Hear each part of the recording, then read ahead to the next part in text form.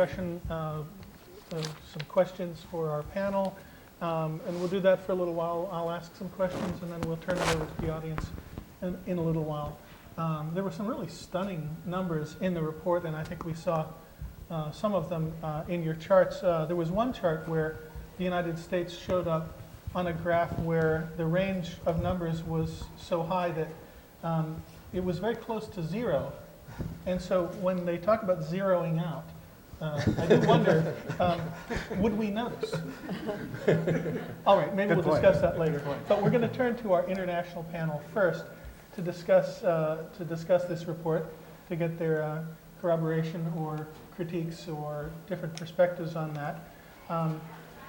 One of the other very large numbers, in addition to, we saw the Danish clip, and that was, if you were looking at the numbers in the report, you'd see that the per capita spending in Denmark is something upwards of $130 equivalent per person, and a very similar number is spent per person in Germany, and we're going to hear a little bit about that in a minute. And I think the relative number is very much largely public spending.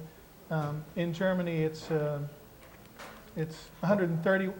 $131 public spending, and in the total of public and other is $150. So the other is such a small amount. It reminds me of the T-shirt I'm reading here, which is the National Sarcasm Society. This is the fundraising pitch for German television is, like, we really need your support. But anyway, sorry, just had to. But Hartmut Wessler is here, a professor of media and communications at the University of Mannheim, Germany, is going to tell us about the German perspective on this. And I believe he's going to have a clip for us to share as well. Yeah. So tell me, when you're putting so much government money into a system, how can it possibly remain free of interference from the government? Well, you may first wonder, $130 per person, what are they doing with all that money?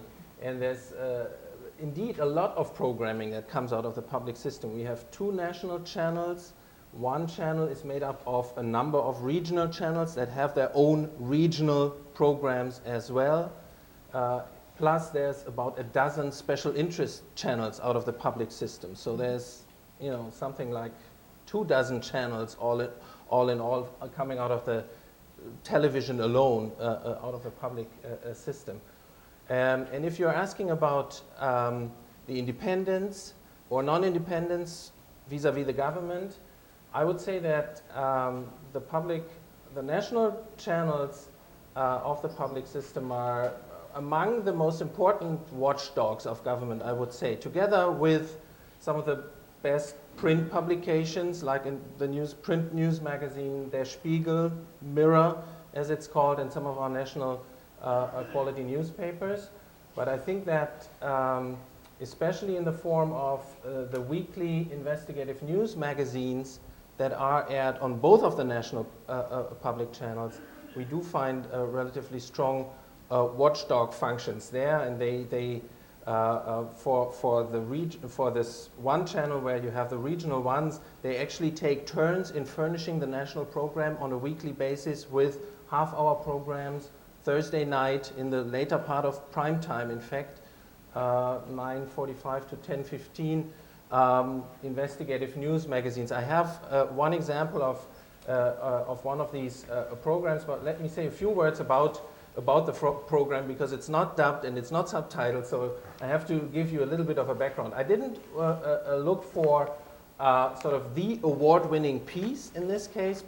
I just went to the last broadcast of Monitor, which is one of those news magazines, and I picked the second piece in that broadcast, and it's a piece about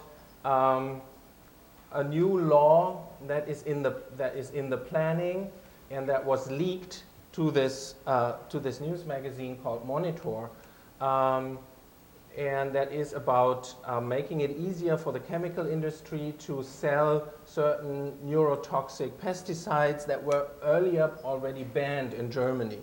And so this piece is very critical of the Minister of Agriculture and Consumer Protection. And since you don't know her, it's the lady that is shown in very extreme close-up drinking champagne in the clip. So they're very critical of her in this piece in the sense that she abolishes the veto right of a federal environmental agency that can actually veto these kinds of pesticides being deployed in Germany. And so that I think is a good example of everyday accountability journalism in Germany, where you have where you find this kind of critical coverage, and also these news magazines are sort of harbors for leaking information, from people who actually want investigative stories to be covered. One word concerning the commercial channels. The major commercial channels in Germany carry news only in the very early evening, like at 6:30, and sometimes they have a midnight news program, which is more soft news, but some hard news also. They have voided the entire prime time of any kind of info and public affairs programming, which means that basically, well, they could not abolish the news programs because they could, in principle at least, lose their license if they were to scrap these also. So there is some regulation to force commercial broadcasters to carry some information and public affairs programming, but on the whole, it's not very much as you've also indicated. Maybe we can show that. Take a look, and then we'll talk some more. Yeah.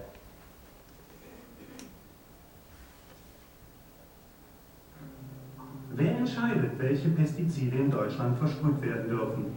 Ein Markt, den sich in Europa große Konzerne der Agrochemie teilen. Ganz vorne dabei die deutschen Firmen Bayer und BASF. Es geht um Milliardenumsätze. Und wie begründet die Ministerin in dem Papier den Gesetzentwurf? Nicht zuletzt mit dem Abbau von Wettbewerbsverzerrungen in Europa. Es geht also um Profit. Dem stand diese Behörde häufig im Wege, das Umweltbundesamt. Für die Pestizidindustrie eine unbequeme Behörde, denn sie hat bei der Zulassung ein Vetorecht.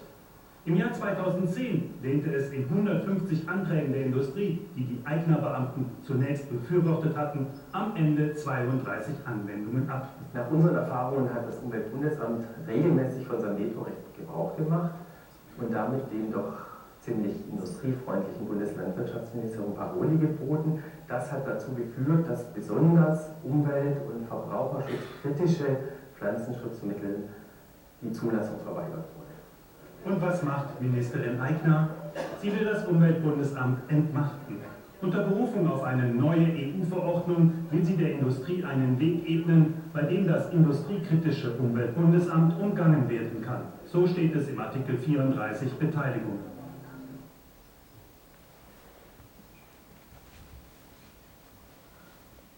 All right, so let that be a warning to all of you when you're drinking champagne at a party. Don't look devious. So, in an expose like this one, is there some pushback? Is there a dynamic that creates any pressure on the broadcaster? And what do they have to protect them? Well, I don't know about this specific piece. I don't think there was a major. She was under criticism for other stuff already, so this was a sort of a follow-up additional piece here. Concerning safeguards against government interference, there's a sort of even a legal term in legal language that for the constitutional principle of non-intervention by government, called Staatsferne in German, so distance, arm-length distance from the government. There's one instance where there's several instances in the past years where sort of the non-intervention was at stake or was debated, and the usual thing in Germany would be to go to the constitutional court with cases like this. For example, determining license fees there's, as Rod said, there's an independent commission that determines what the license fee should be like. And then the federal states said, well, this increase is too high, we want it lowered. And then the public broadcasters went to the Constitutional Court, the Federal Constitutional Court, and basically the state governments were pushed back. They cannot change that on political grounds.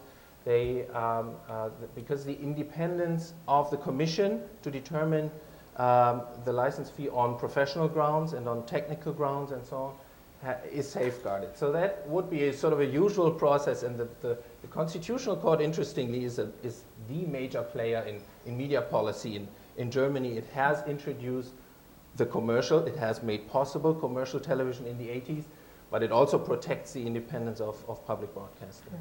So maybe just one last note of clarification. When we think about public media in Germany, it's both television and radio, and also internal and external. For example, if some of us might see a presentation of the Deutsche Welle, which is in a kind of Americanized English language reading of the news. Public broadcasting is both television and radio and online.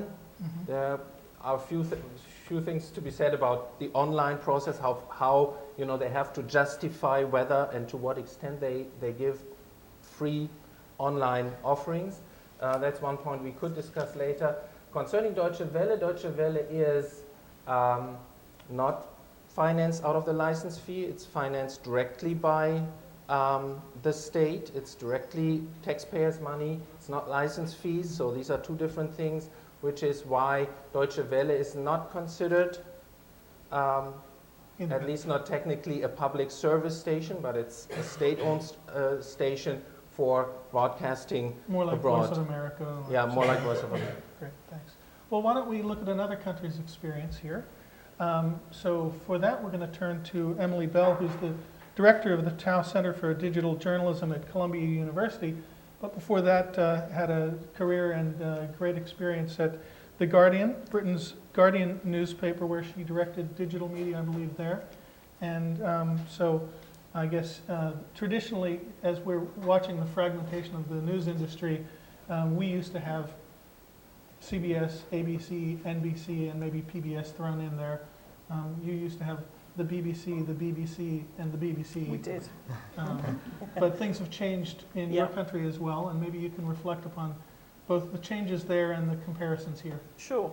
I think it's very interesting because probably the BBC is regarded as one of the most successful models for public service broadcasting.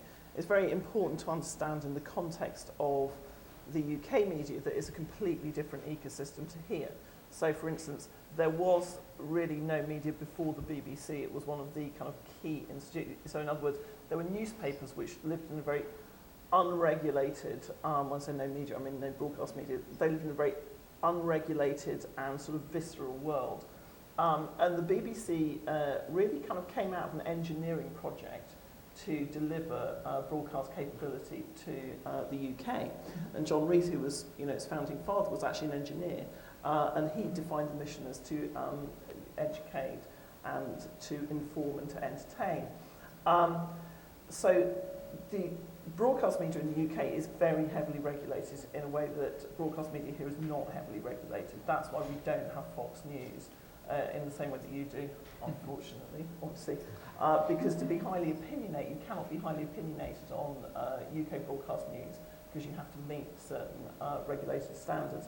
Whilst the press is much less concerned about being biased or partial, because it actually comes from a tradition of, if you like, kind of market differentiation. So I worked for The Guardian, which was a left-of-centre newspaper, even though we tried to keep our kind of news pretty much kind of neutral. Other newspapers came from very sort of right-wing tradition. So you have different sort of rather plurality.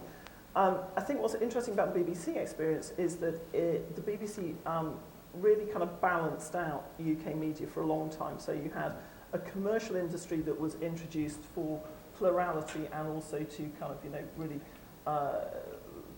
put life into the UK advertising industry in the 50s.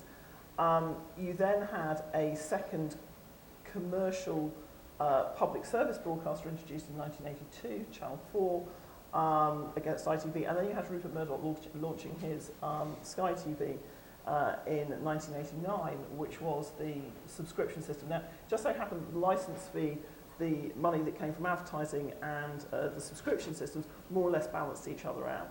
What's been interesting in the last couple of years is that the BBC has become incredibly dominant in the market, because as you've seen market failure everywhere else, actually the BBC has become kind of more than 50% of the radio market, and commercial radio has become really kind of like sort of eviscerated and shrunken. It has really kind of, taken over from ITV as the key deliverer of ratings during primetime television, and it's made Rupert Murdoch, and particularly his son James, who runs the UK interests, absolutely incandescent with rage, and kind of has sort of lobbied persistently and pretty kind of publicly to have the BBC's licence fee cut. In the most recent round of sort of political toing and froing, the BBC has lost or stands to lose. It believes some of its funding when charter renewal kind of comes up in 2016, and it's implemented. It's from its voluntary position. It's implemented budget cuts of 25%. So it's very important to understand that actually kind of the pressures on public media are kind of in the UK is almost a completely inverse situation. And it's market pressure as much as it is kind of government. But culturally, it's really, really important to understand that position of the BBC. Because the BBC came first, it has a very different cultural position in the UK. It is one of the few organisations where people would probably take to the streets to defend it. It actually provides kind of cultural glue and a point of reference to kind of everybody's life. So the challenge is not so much a political challenge, but a market challenge? I Does think, it have yeah. political overtones as Yeah, well? I mean, it's a market challenge, but that obviously informs the political challenge. And as an ex-director of the BBC said to me, because I was lucky enough to spend a lot of my journalistic career writing about media policy, he said that if the Prime Minister has two phones on his desk and one rings and it's the Director General of the BBC and one rings and it's Rupert Murdoch, he would probably pick up the one from Rupert Murdoch first. Not least because he owns, a substantial number of the newspapers in the UK. So actually having the political backing of the press is very important. So it's that the culture, the commercial pressure has definitely informed political pressure. The BBC is, the good news about the BBC and a well-funded public service is not only do you get great programming, but you also get a fantastic job creation scheme for policymakers, regulators, etc. There is kind of like an enormous industry in the UK about examining the BBC and its purpose, and kind of how it should be regulated. So it's regulated even outside the independent regulatory system. So Ofcom, which regulates all media in the UK except the BBC, because the BBC has its own trust, which is kind of arm's length from the government. It's also very important to note that, a bit like the Queen in Parliament, we have this concept of the Queen in Parliament, so she's the one who wears the crown, sounds a bit like Helen Mirren. She kind of rubber stamps legislation in the UK, and that's a sort of constitutionally a really important thing, because we don't have a constitution.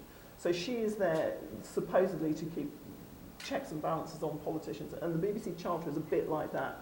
So actually, even though it's a kind of a taxation funding mechanism, because it's the licence fee and it's not directly taken from the Treasury, it has this kind of almost like sort of titular separation, which is important in terms of the BBC being able to demonstrate that it is separate from government. And also it's worth saying that every single government that, certainly kind of in my memory, which is 30 to 40 years now, has always been at war with BBC in some respect or another. I mean, certainly with Tony Blair, they were very directly at war with them, and the BBC lost a Director General and its chairman as a result of an error it made on air about the war in Iraq. And so it's kind of, the idea that it's an arm of government would in the UK be seen sort of pretty much as laughable. And I wouldn't worry about it from that point of view. The one pushback I'd make possibly on the report, or certainly sort of in terms of how you frame public media, is that the BBC and public media in general have suffered from a poor definition of purpose as the world has evolved.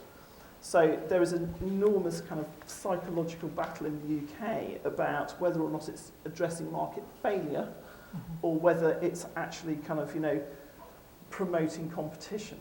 And that's given the BBC a very sort of difficult, if you like, journey in terms of does it directly compete, which keeps the system vital, or does it actually fill in the bits where the commercial players are not doing so well? So, but perhaps there's another level of complication in that some of the ostensibly commercial entities, such as The Guardian at least anyway, is an entity that is held in trust for the public interest. So, I mean, does that play into the complication of it? It's like there's a broader sense of the public interest? Hugely, and it becomes more complicated as the world converges. Because the BBC is kind of a platform for sort of everything. It's worth saying that its online presence is way bigger than anybody else. It's recently kind of had its online budget cut from £137 million, which is about kind of $210 million a year. That's a lot of money. You can produce a lot of you also produce a lot of digital media for $210 million. Yeah, I'm sure. And so there is so there's a broader area of the public interest. And as the world converges, if you have very sort of strong public media, it can actually kind of suffer from scope creep. So in other words, it can sort of become everything, from deliverer of services. So if you really took Reed's mission and delivered it in a digital world, arguably you would end up at a point where you had very little commercial media. So. Great. So before we go to the American perspective on the panel, I wonder if our researchers want to say anything about the two perspectives we've just heard. Maybe you have data or other either clarifying or competing views on what we've heard? Well, just to, is this working? Yes. Just to follow up on Hartmut's point, and this is partly from my discussions with Hartmut, I was really struck by the role of this independent agency, the KEF. I can't say the German, give the German words for it, KEF, that I was really struck by the level of independence it had, really to set the license fee and without any kind of interference at all from the government. And as Hartmut mentioned, several cases where the Constitutional Court, their Supreme Court, upheld that. And that was really striking for me, the independence of the German media. Okay, great. Well, so I think we should turn now to Ellen Goodman to get some comments about an American perspective on this report in our discussion tonight. She's professor of law at Rutgers University and also has been on assignment with the Federal Trade Commission, I believe? Communications Commission. Communications, I'm sorry, Federal Communications Commission, and has also worked as a consultant with the Ford Foundation recently and a variety of other capacities. But perhaps we may all be talking about how many angels can dance on the head of a pin here with regard to the actual policy debate in Washington. Are these relevant issues to be dealt with in the current political environment? How can this idea even be heard in the debate that's going on in Washington these days? Well, first of all, I think the general point of this report, that you can have state intervention in media without state influence over media, is always important to reiterate. I actually think it may have more importance as we see, hopefully, new emerging democracies in the world and they transition from state-controlled media to public media. It could be very useful there. I don't think that is the prevailing concern about U.S. public media, that it is unduly influenced by the state. And I think I'll just identify a couple of difficulties with applying the lessons from this report to the U.S. context. First of all, I think one needs to be careful with those charts to the extent one uses them in an advocacy context. For many Americans, that would be a badge of honor. That we don't spend a huge amount of money on public media. And not just from the fiscal perspective, but because the American system, first of all, it's not trying to meet the same goals as a lot of European public media systems are. There is no shortage of English language content, so it doesn't have the sort of language cultivation, preservation purpose that I think a lot of European public media systems have. The US system started out as commercial with a state intervention that's different from the way most other public, as we heard about the BBC, most other public media systems in the world have emerged. So, and then, I also think, and maybe this is making a virtue of necessity, but the fact that the American public broadcasting system is so decentralized, so we have over 700 public radio stations and over 340 TV stations. Is that me? I'm not sure, actually. Is somebody working the mics? Can we, it's a little boomy. The decentralization of the American system means, one, that it has quite a different mission. It also has a problem with mission definition, a big problem, huge problem. That's the biggest problem. But its mission, to the extent that it has been defined, is very different from even in Germany, which has so many programming streams. In the US, ideally, it would have hundreds of programming streams that are very locally based. So to do that, you lose efficiency, you lose scale, and so you lose sort of the impact that a lot of European public media systems have, and it wasn't designed to have that kind of impact.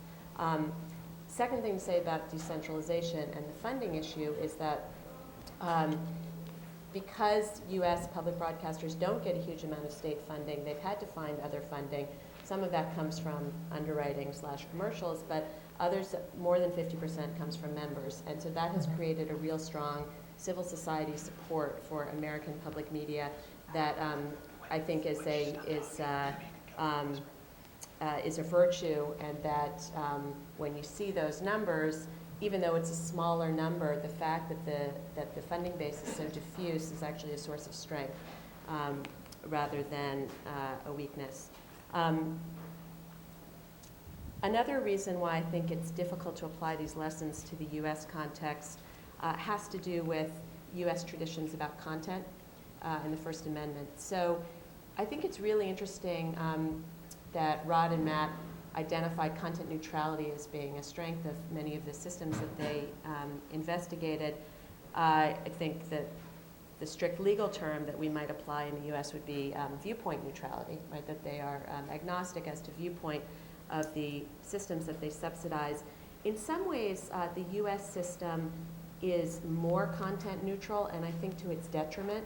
And what I mean by that is that it's very difficult in the US to have something like a public values test, like there is in the UK and like there is elsewhere, because in the US we seem to be incapable of attaching any value judgment to any form of content, to the extent that it's paralyzing, so that you can't even privilege, for example, public affairs programming over other kinds of programming.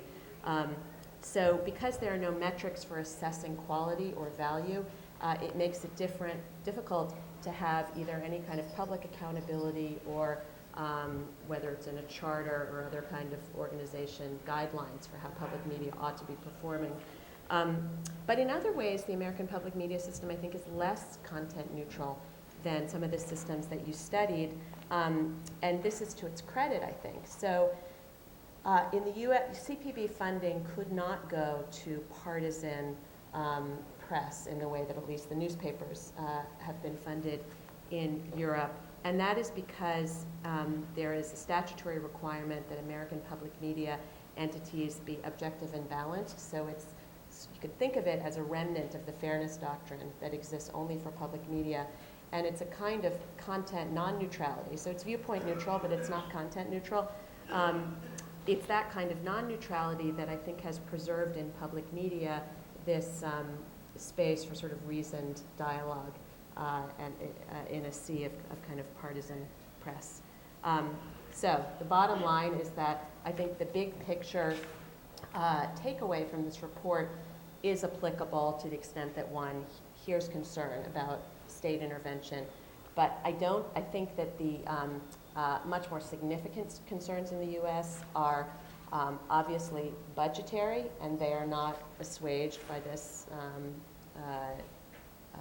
conclusion.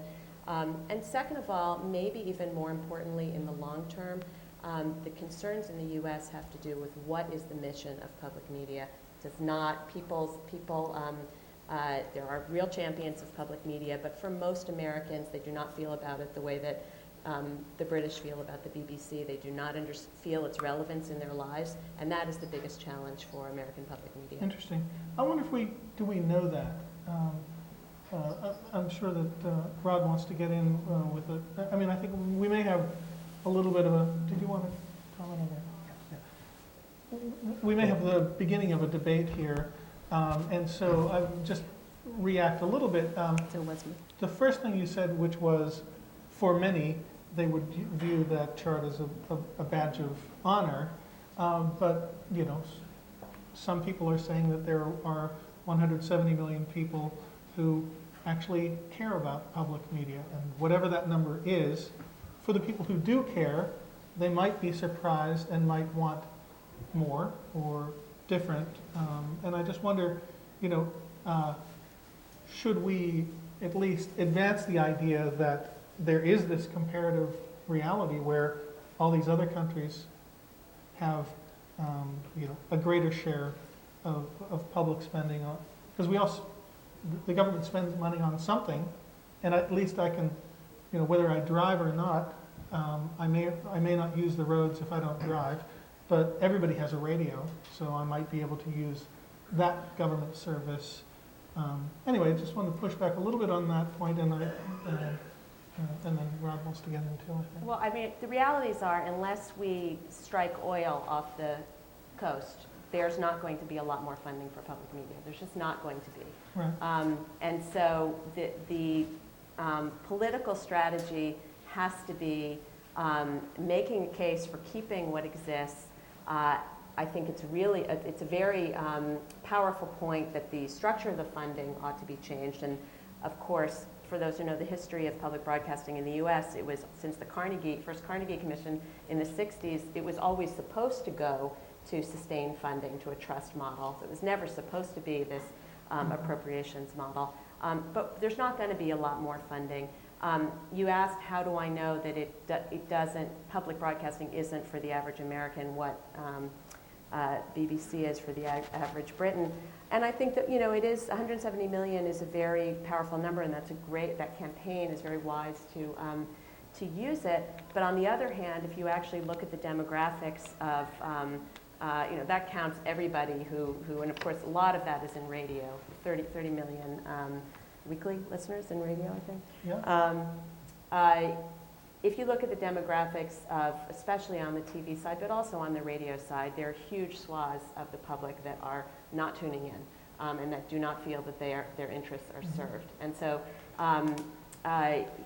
you know, 170 million, you know, first of all, is less than half. Is that right?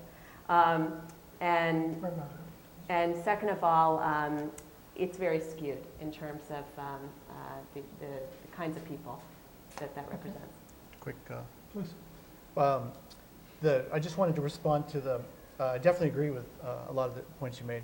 One, you know, thinking about the support of viewers like you and viewers like all of us, besides being sort of kind of irritating to live through these fundraising drives, the demographics of that are, you know, pretty, you know, older, wealthier, you know, so in a way it becomes kind of self-fulfilling prophecy. They're producing for a particular targeted audience, like any other niche elite media, and therefore they're not producing programming that's relevant to other groups. And so how do you break out of that cycle? You know, certainly there's been polls that show broad support for PBS and NPR, but in my very small focus group, a poll of my undergraduate students this morning, I asked them, how many of you watch, you know, and one student said, my mom used to make me watch it.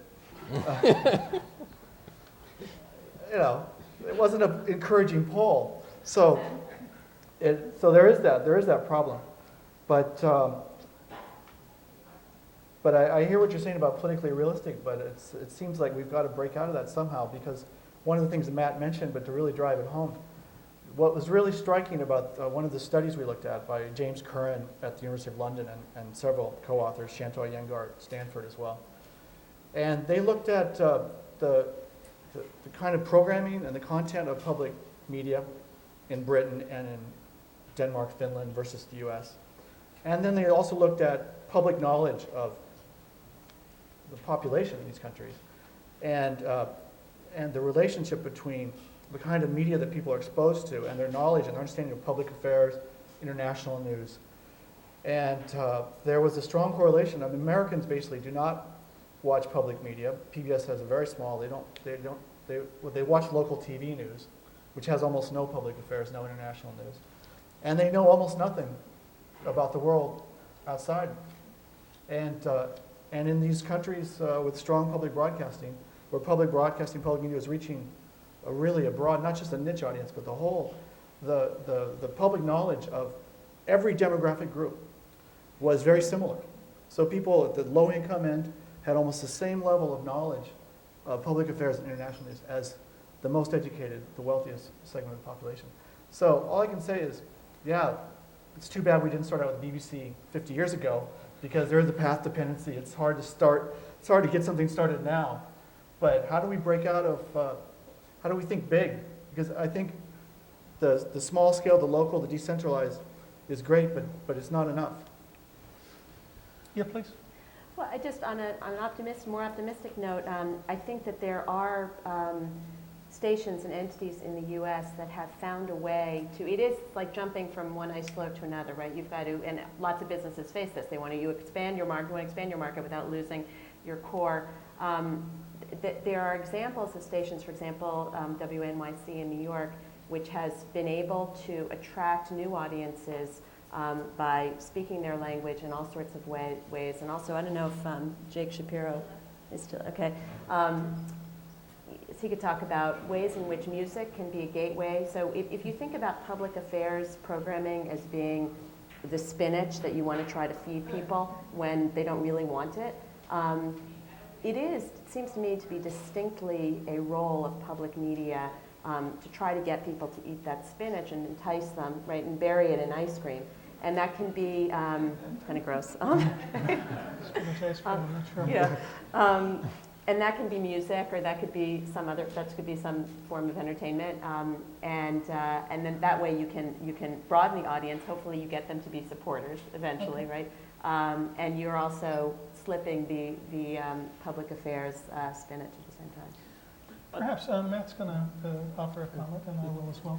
Well, I was just going to follow up on that by saying I think that also if I was going to criticise the report and bring some of the kind of knowledge from the UK, I would say that I think too much emphasis is placed actually on old models of broadcasting and media, and that actually, kind of in the convergent world, this is going to happen in a very different way. So in other words, the kind of missions of Wreath or whatever public, how you inform and raise public knowledge, if you want that to be part of your public media, is probably more to do with actually the implementation of what Secretary of State Clinton was saying earlier today about freedom of the internet. You do have a public face in the rest of the world, and it's called Google. There's a very different ecosystem of how information and brands and the relationship of information is evolving. Journalism itself is in an existential crisis at the moment about how it fits in with that. And I think that kind of, the distributed funding of that and how it's actually kind of made to meet audiences is going to look in the future very different actually for all of those countries on that chart, because in a way it would be great to come back and do this in 10 years time or 5 years time, 10 years time, and say how would those challenges addressed? Because yes, but it's not just Google that is our voice to the rest of the world. I think probably we talk about public media. There's probably double the budget for public media that cannot be broadcast in the United States through the Foreign Broadcast Board and Voice of America and things like that. But it lacks a cohesion and a single point No and question. a single brand. But there is a budget for it. I think that's yeah, one but, of the but it's interesting clearly things. kind of not distributed in the right way, because you can actually reach That's much definitely bigger another audiences with a stronger message Yeah. by having a totally different approach, and actually the infrastructure that's delivering that now just isn't suited to that mission. No question. I mean, I think even that organization would cop to that. But I think what's interesting is that the government does spend money on public broadcasting externally far more than they do internally, and that would also be another way to eliminate that. Matt, did you? Yeah, so I think Emily and Ellen both make great points about the, questioning the mission or lack of clear purpose from different perspectives, both with regards to the UK and the US.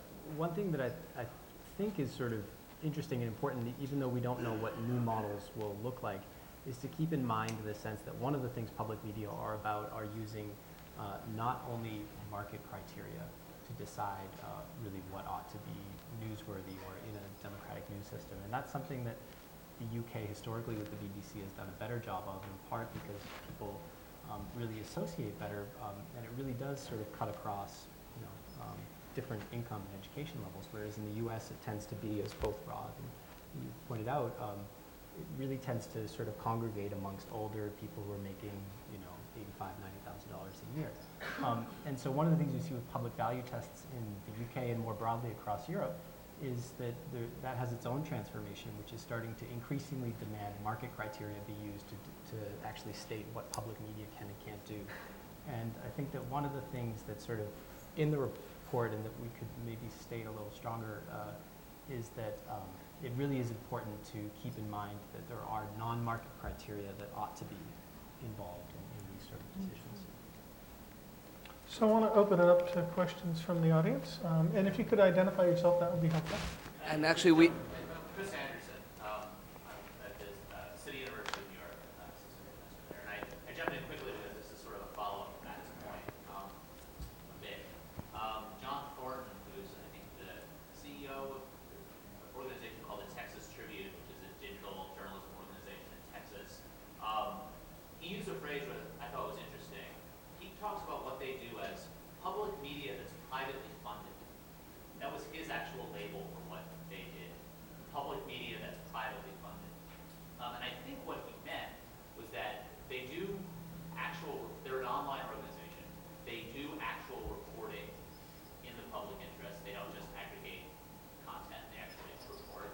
And they don't allow sort of search engine optimization to dominate their presentation of the news, basically. That they look at that sort of public, they try to use non-market criteria. So I feel like that is an emerging idea in the United States, and I would be interested to hear thoughts on that coming out. Okay, anybody will have a response to that? Well, I mean, you're absolutely right, and ProPublica, you could say, is also public reporting with that's a privately funded model. And I think that they have great strength. I guess that one of the issues which is brought out in the report is how strong and if you like, sort of consistent funding is, because actually building a journalism culture has to be done kind of, or any kind of culture actually has to be done over time. And one of the strengths of the BBC, and where I'd echo actually kind of your point about this, is really the kind of having the ability to focus 100% of your effort editorially. It does change the culture of an organisation. And I'm not sure that kind of, I know that sort of within the privately funded public media, you still have a great tension between actually how do we face funders with this. So I think it's a great mission to have, and it's a very good, it's a good objective to have. But you might be ignoring the Google search engine. You're not always ignoring the people with the money. You're always kind of thinking, how do we fit our criteria to what they want? So it's not quite. I think I can see problems with that model as well. Just to, I think thinking more broadly, I think that's definitely the case that the best media in most countries, whether it's public media wholly in the case of BBC or it's Christian Science Monitor or the New York Times, if they're private media that are serving a public function, it's often the case that they're a little bit outside the norm in terms of they're sheltered in some way from market pressure. So the New York Times and the Washington Post have they've set up an ownership form where they're not, although they're publicly traded, the family controls the voting shares, and so in a sense they can make decisions not purely on the basis of maximizing profit. And so maybe that's an ownership form that we should encourage more. Certainly in the case of some European countries and France, for precisely this reason, there's a law that basically says newspaper companies cannot be publicly traded, right? There's been loopholes around that, but for the very reason that even though they're private companies, having that kind of extreme market pressure to maximize profits takes away from that public mission. And I would just share from our perspective at the Knight Foundation on the Texas Tribune, and there's a whole swath of organizations like that have risen up, in large part, I think, to the response of the decline of the newspaper industry in regional online news organizations. There's now something called the Investigative News Network, which is made up largely of these kinds of organizations.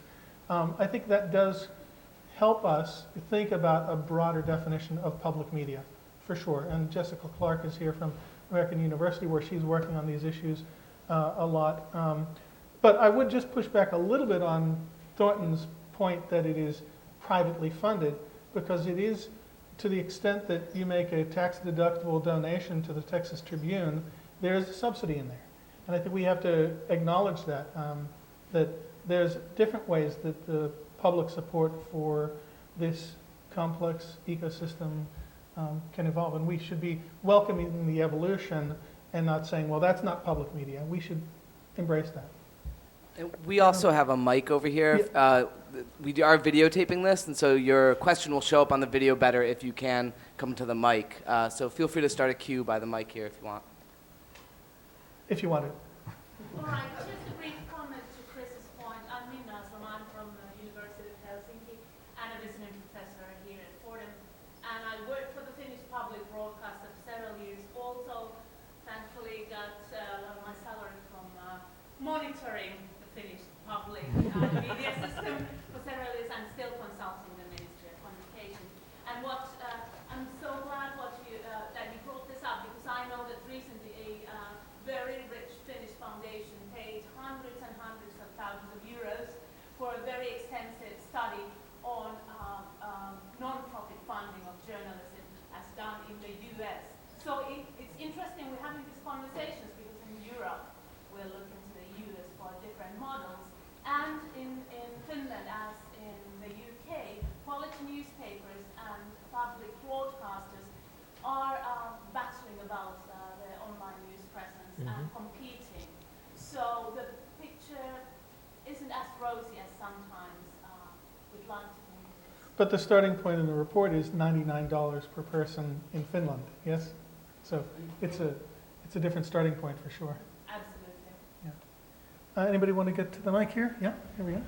I'm Sylvan Soloway. I'm a TV journalist, online video reporter turned student of Professor Benson right now. She's a plant. No, and I also work here at the Journalism Institute. But anyway, my question was, in response to Ellen's comments, I think she made some really, really interesting points, which when we looked at the graph, and she pointed out that a lot of Americans are proud of the fact that, you know, we would be the lowest end.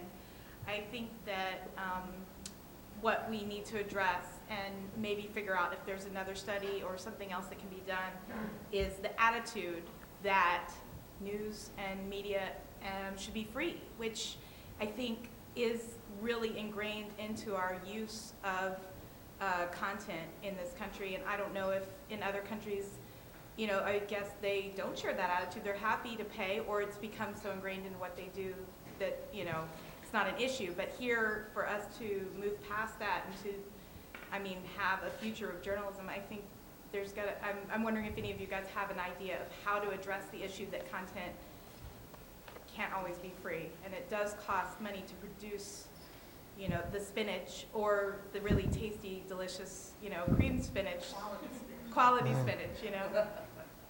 That it's worth something. Yeah. So how do we deal with that view that zero is good? Free is great. Rather spend nothing on something than have to pay my taxes for it. Any thoughts? Well, I mean, arguably, actually, that's a really strong argument for something like a license fee or a kind of maybe less non-aggressive tax, because, of course, it's not free to produce. I'm profoundly troubled by the idea that the only people who should have access to news are people who could pay at the point of access. You know, I find this a really problematic issue with paywalls, because we've never had to address it as the press because we've always had a strong broadcast media. But actually, I think there is a sort of a democratic right to the best information for everybody. And the only way you can do that really is kind of, you know, by taxing everybody in order to deliver it broadly.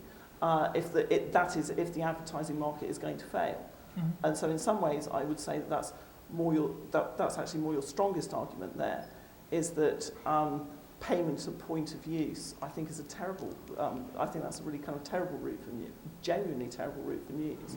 Because, you know, why should certain people have access to information about how their pension fund is performing and other people not? Why should certain people have access to what's happening at their local town hall and other people not? And I don't think, you know, that transcends, that right trumps the right of, you know, private news organisations to actually make money. I'd like to second that, particularly because for a normal news user, it's not so clear what good information and what bad information is. For us here and for experts, we may know that this and that much research has gone into good news and so on and so on, but for an average news user, the quality is not so apparent. And so the tendency to not pay for something that would indeed cost quite a bit of money to produce is there. And so there's this intransparency of quality for the users, which is actually a sort of a principle in media economics. And so I think that is a good point in calling for institutions, for, you know, an organization that does this continually and, you know, on sort of a good financial basis. I don't know if it has to be $130 per person. I don't know whether, you know, there may be some bureaucratic red tape in the German and maybe other public service systems, and whether you could cut back on some of those. You know, these are questions to be discussed.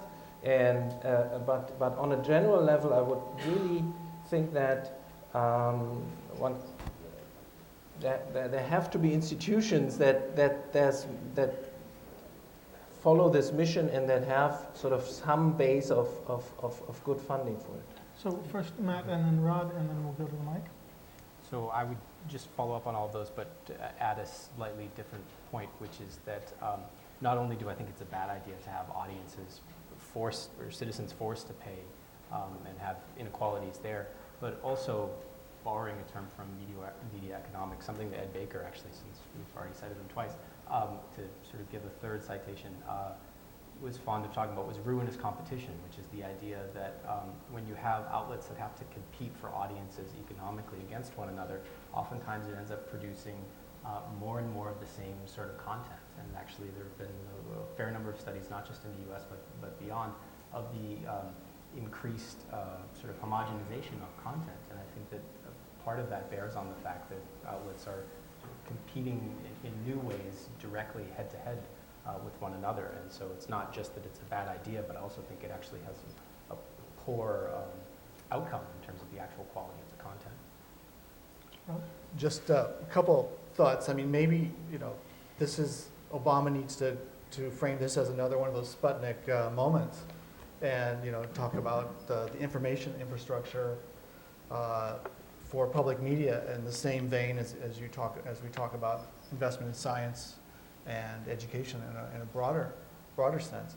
But also, you know, maybe another idea, and Josh can can maybe speak to this more directly, but I think Free Press has had some good policy proposals in thinking about, one, I may have some of the details wrong, but sort of ending the kind of farce where commercial channels maintain the fiction that they have some kind of public service, they serve kind of some public service function in return for their license, and claim that the Flintstones is historical programming for children. Basically that let's just end the farce that they're not really providing any kind of public service function, and then they can shift some of that money to the public system to perform the functions that they're not. Can you say more about that? Is there a proposal along these lines? Well, maybe Josh would want to speak to that, but there's been some talk about. Yeah. Take the mic. You take the mic.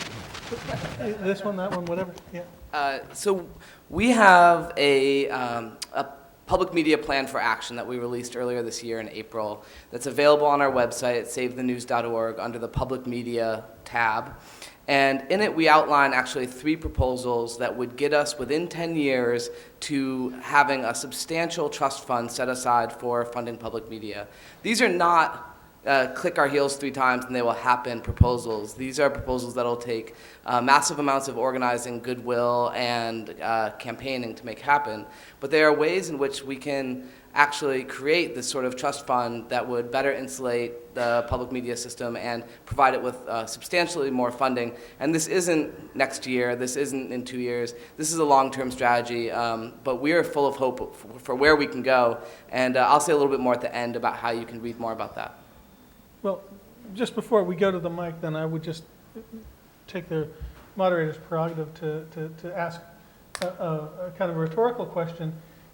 Perhaps it's in the moment when you actually have a debate over whether you should zero something out or grow it to a far greater degree that it might be interesting to look at a chart that says we may be complaining about all the money we're spending on public media, but actually compared to what? We're 1/10 the size of the lowest person on the chart, or the lowest country on the chart. So I think it's it's an interesting moment where you could dare to dream that actually, if somebody calls that question, sure, it's easy to say that's ridiculous, that's not where we're going to have this, but actually it may be the only time when you can ask the question, and those people who do feel that should feel a right to feel that and believe that, and rather open up the debate as broadly rather than as narrowly as we might. Did you want to jump on that one? Well, yeah, just in terms of what needs to get funded in the future and the infrastructure point that Rodney made, I think President Obama is talking about broadband infrastructure, right, as being a critical national infrastructure need. And I think that relates to this. When you think about what people have expected to get free and what they're going to have to pay for, we've mostly been focusing on the content side. On the distribution side, we're used to getting things cheap or free, right? Online is pretty cheap. Broadcasting is free. If we're moving to an all broadband, it's me again? Sorry, I don't have a lapel. Okay. If we're moving to an all broadband world, a post-broadcasting world, one of the subsidies that public broadcasting has gotten, right, is spectrum. And so if we're moving to an all broadband world, we have to think about what replaces that. And it may be, it's sometimes hard to talk about more money, new wine for old bottles, filling up CPB's existing funding formula with new funding. But if we were to think about new ways to subsidize, and not just public broadcasting, but a wider array of what we might call public media, we could think on the infrastructure side about what would it mean to give certain media entities sort of free freight, broadband freight, in a world where content companies almost certainly are going to have to start paying a lot, especially for video content, as well as consumers will have to start paying a lot. Well, let's put a bookmark there. We've had very patient people at the mics, and please. Hi, my name is Liz LeBron. I'm a graduate student at Southern Illinois University, Edwardsville. That's right outside of St. Louis. And the discussion about those of us that are members and believe in this model and those that are not members is very, very acute, you know, out in the Midwest and Middle America. And when I have these types of conversations with my peers and my colleagues, a lot of them are really surprised that all of their money doesn't come from the government, at which, you know, those of us that listen, we know this. We listen to the pledge drives. We know, you know, during the budget problems that are going on right now, we understand that it's not as much money, but it always sort of stops the conversation when I say, hey, wait a minute, they actually don't get all of their money, you know. So I think there's a PR problem perhaps from those people that are not members. And I have to, you know, to agree with Ms. Goodman, I think that a lot of people will see that as a badge of honor. Oh, you know, it's $4. And also then saying to them, okay, but the reason it should not be $4 is let's look across the pond.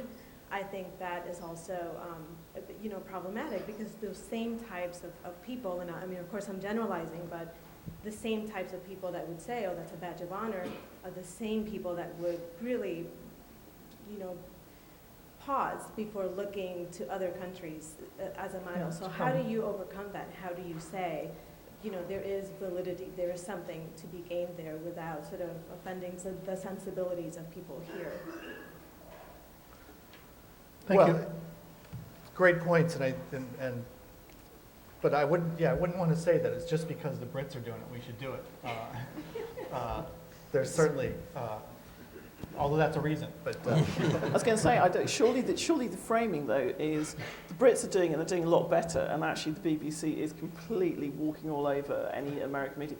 Al Jazeera English, you know, that's state-owned media, that's done a pretty good job, that's getting its brand out there. Xinhua News Agency hasn't really kind of, you know, I mean, but. So yeah, I mean, you could maybe make it a maybe. Quite possibly, but all I'm saying is that actually America is losing an international game quite badly at the moment, and America, in my experience, doesn't generally tend to like losing much. So if you could make it a kind of nationalistic, competitive, competitive thing. The Olympics of broadcasting. All right, another question? Yes. I'm Tateo from NHK, actually, one of the public broadcasts. And actually not a question, to request. I want you to ask the audience that how many actually people want to see more or greater American public broadcasting here.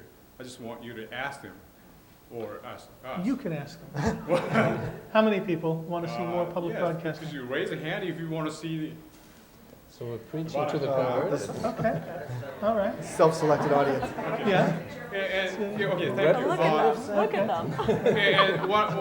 Let's just ask in the television lens. And how many of you on the television audience? Raise your hands. Okay. That's good. And one other request is that, all this like independence is, I think I've been in 20 years in public broadcasting. It's only on, you know, it's not on the system. It's more on the people inside of the company or outside of the company. And what I really feel is, why is it in this country, and NPR and PBS are divided? And probably the fastest way in talking about the budget and also the, you know, how to present people is probably combine these two prestigious broadcasting together first and tell the people that this is a public broadcasting. Because one of the things is, I think now it's BBC is the only dominant news sources in broadcasting world. And now China is creating, this is, but not a public broadcasting, this is more a state-run, it's completely owned by the government. So if we want to see more democratized or a variety or diversity in public broadcasting, I think, well, obviously Japanese public broadcasting is 2 weeks. You know, it should be here in this country. That should, and probably the fastest way is combine NPR and PBS together. And what do you? What do people think about that? Practical or useful suggestion? The combination of NPR and PBS. I think it's a fantastic idea. You're right. Would it be would it work in the Congress? I don't think it's about Congress. I think that the fact that NPR and PBS are separate, there's a historical reason for that, and the fracture there shares the fractionalization of the whole system. That the system is designed to be weak and decentralized intentionally. And there is a political theory behind the whole American political system is decentralized, and it's not, efficiency is not its greatest strength. It has some other strengths. But so as a matter of efficiency, for sure, they should be combined. I think the obstacles to it are really about their board. So NPR is run by its member stations, which are radio stations, and PBS is run by TV stations, and they both want to keep their own entity and their own network. But if they were one entity, I agree, it would be much stronger.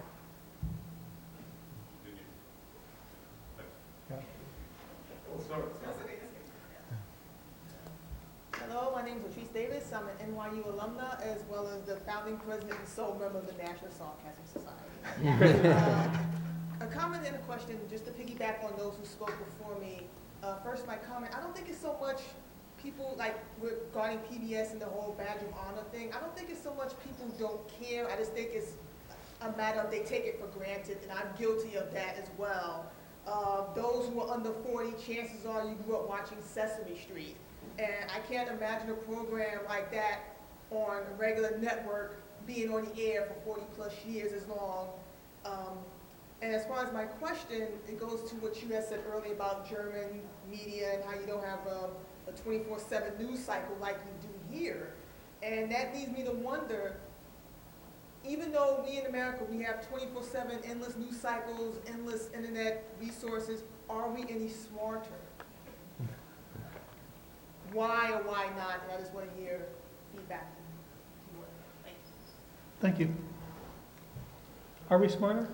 Let's ask. Hard to answer, but Rod already mentioned this one study that actually compares levels of public affairs knowledge in different countries, and that shows that people in countries that have strong public service broadcasting are generally more knowledgeable about public affairs. That is a basic truth of the merits of this kind of system, that it makes more people, I mean, not equal levels all over society, but on the whole, even lower educated people have a little bit better knowledge of public affairs and politics.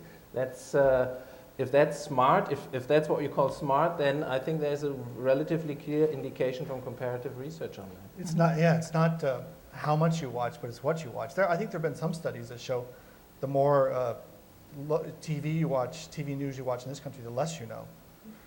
I think there have been some studies that have shown that. So it's not how much you're watching, but what are you watching? Yeah, the quality, and that's not going to necessarily be guaranteed by the market. I think there are some Pew figures on this, and I don't quote me because I don't know, but my understanding of it is that there was a kind of stalling of public understanding at about 1990. And the interesting thing about that was, of course, it was like 10 years really before people generally had access to the internet. So it was a failure possibly of media, before the fragmentation and the kind of the underlying business problems. So the answer, as I say, statistically from I think this Pew survey is really there hasn't been any kind of increase in that, even though there's been a great increase in the routes to and output of media. It might be getting different as you get kind of as you get broadband and particularly mobile broadband, but it's a really important thing to measure. And I'm not sure that it's kind of consistently and well measured enough and fed back into kind of the general debate quickly enough to affect stuff. But there is, again, just sort of back to an earlier point that I made, you kind of do have public platforms for sort of new media here, but they're privately owned. You do have Google, you do have Facebook, you do have kind of things where, in fact, they're not challenged by the structural diffuseness. And it's an interesting thought exercise for kind of, I think, Americans to run through, which is what if North Korea bought Google, or kind of what if, these are publicly traded entities which are available to anybody who's got the money to buy. And these, Hillary Clinton's remark earlier on today that public discourse and the internet is all about the kind of market square. Well, the internet and the sort of routes in and out of it are largely owned by private companies. So, that I think is a really important, that's as, if not more, an important issue to address than Yeah, and I think Ellen's pointing toward that too. We have to think about the broad range of public media beyond broadcast, for sure. Certainly beyond our normal definitions within broadcast, but also beyond broadcast to broadband and beyond. But I also think, sometimes we have these conversations and it's very challenging and pessimistic sounding, particularly in a week when they're talking about zeroing out and things like that. But at the same time, I think we can look at the experience of public media in this town, at least, as one of best practice and of tremendous riches, and hope that other places can understand what you could get if you really, invested in it. And here, radio and television, but on a Friday afternoon or Friday morning, Brian Lehrer can host a program with experts about Egypt, from Egypt and from New York, and can invite Egyptian-born, maybe Egyptian Americans from Astoria to come into a green space event. And in the instant while they're discussing this thing, which is very local for them in their own experience, but also happening halfway around the world, Mubarak resigns, and they're able to talk about it in a really meaningful way. And that's not some small group in a corner. That's the largest broadcast reach of any station on this island. And so, we can aspire to great things too. And it's not backfilling historical interest and always a small voice. So I would just throw that little note of optimism onto the. Do you want to come to the mic or just? Yeah, I'm Steve Yavner. I'm a doc student at Steinhardt. Maybe come to the mic. Okay. You're not that far. But my question is sort of in light of what you were just saying. It's a question of what. And I'd really like to hear what the panel thinks about this. What is the niche that public media is supposed to fill? I mean, it seems like as I skim through the report and you look at the foreign countries, there's a very clear niche that a lot of those public media outlets are filling in those countries. And here in the United States, do we need that from something like that? When you can get it on CNN, when you can get it on MSNBC, and is it going to be done better or worse? Well, it's going to be done differently, but it's pretty darn similar. So is it in essence sort of what's the niche? What's the need that's going to be filled on an individual level, on a societal level? Is it similar? Does the panel think, does the audience think that what you'd get on MSNBC or CNN similar to what? You might bring in other examples, but I don't think that what ARD or ZDF or BBC are doing is that similar to MSNBC. It's much closer to maybe what the U.S. networks were doing 20 years ago. So I think the niche, in a way, is as opened up as, if there's a niche, it's opened up as the commercial media have abandoned some of the kind of reporting they're doing, not just the opinionating on MSNBC, but the kind of reporting. We talked earlier about the thousands of reporters that have been laid off, foreign bureaus that have been shut down. So NPR is doing more foreign reporting than most other commercial media, with maybe the exception of the New York Times, than anybody today. So the niche maybe wasn't there 20 years ago, but it's certainly there now if you're talking about in-depth reporting. Any Hartmut? I think, seconding what Rod has just said, that it is safe to say that public media, at least in the German case, tend to draw in different viewpoints into the same medium. So they tend to be, from their way of regulating, but also content-wise, they seem to sort of, all the different constituencies and groups in society are represented on the broadcasting board. They're not they're not regulating content in a very direct sense, but they see to it that, you know, nobody's left out. There's sort of an idea of, you know, that there should be some kind of a societal, I'm missing the English consensus. The consensus is too strong, but sort of a brace, you know, so that you get the different viewpoints engaging with each other and so on. So there's and it is sort of socializing. People will get socialized into this kind of thing. That's this model, and also in terms of content, comparative content research, one can show that the public television stations, both in fact in Germany and also in the US, that is PBS, are better in these more sort of more subtle elements of reporting, that is engaging different viewpoints, seeing to it that viewpoints are also justified rather than only pronounced, and so on. And we've just done a study, it's not published yet but finished, that shows that that is a strength of public media irrespective of the country. So it's not something that we bring as, you know, Germans to the US or something, but it is in the kind of system. So that there is a certain strength there. Ron, did you want to say anything in summary nature? Summary, no.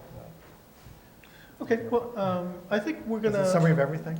Well, you could, you know, something toward the last word. I think we're gonna wrap up now. We'll be around for continuing discussion, but I think it's a very valuable addition to what we know about, and you know, as we debate what we should spend money on, it's good to know, you know, how we compare with the rest of the world, and so. Okay, no problem. Maybe I have one thought. Okay, so we will get a last word from Rod, but you know, I think it's a great service for Free Press and Rod and Matt to present this new information for us, and I think we should feel free to really think about what might be possible. I think the one debate that maybe is going on about public media is should they deal with market failure? Should they just do what the commercial media are not doing in a kind of very targeted way? Or should they be all-inclusive and be everything for everybody? So BBC, and I think a lot of the German and other European media, since they were first on the scene, since they serve a broad audience, they've tended to be not really a niche, but a kind of global. They've provided entertainment as well as public affairs broadcasting, and that would be certainly that's what you get for $130 per capita. You get a little bit of everything. So maybe we don't have to go that far, and maybe it is more appropriate in the U.S. context to think about a market failure model, that what PBS and NPR should be doing is making sure that they are filling the gaps fully, and they're filling some of the gaps now, but there's a lot of gaps there now to fill. So they could, just if they took on that kind of task of market failure, doing things that commercial media are not doing, that would still leave them with a lot of room to grow. Yeah, and it's a good suggestion for any media organization to be very clear about what their mission is, and then to work every day to fulfill that. So, thank you. And Josh, you're gonna let's take just us out? say thanks to all the panelists.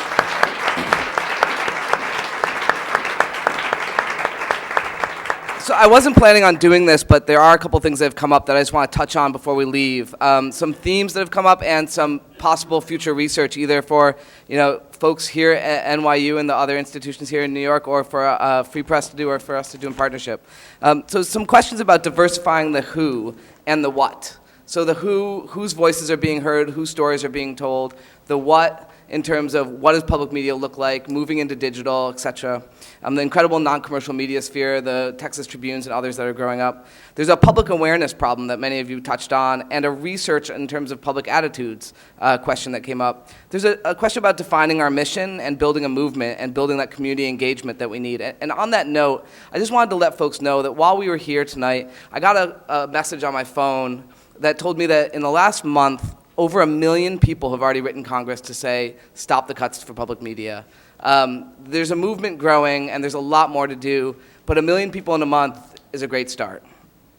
So In case you missed it, Rod's papers are in back. Rod and Matt's papers are back, as well as an executive summary. If we run out, you can download them at freepress.net or savethenews.org, and you can also go to either of those websites to find out updates about the vote later this week and other threats to public broadcasting funding cuts, as well as simple ways to take action. On April 8th through 10th, we'll be in Boston with 3,000 people who care about better media for the National Conference for Media Reform, and I've got flyers about that in back as well. I hope some of you will come and join us. We have 60 sessions, over 300 speakers. It'll be an incredible weekend. I want to thank Rod and Matt, who I've had the good fortune to work with for the past couple months on this research. So thanks again for all the work that you did on this project.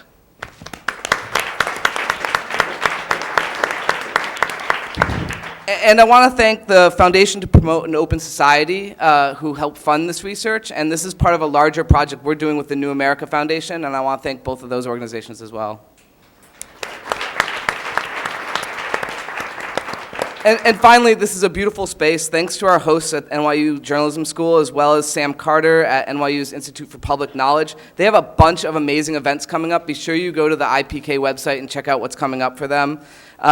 We also have a great list of co-sponsors: the American Assembly, the New America Foundation, the NYU Council on Media and Culture, the NYU Department of Sociology, the NYU Steinhardt Department of Media, Culture, and Communication, and the Social Science Research Council. So thanks to all of them, and thank you to you for coming out and engaging this discussion. Let's carry it on. Thank you. Thank you.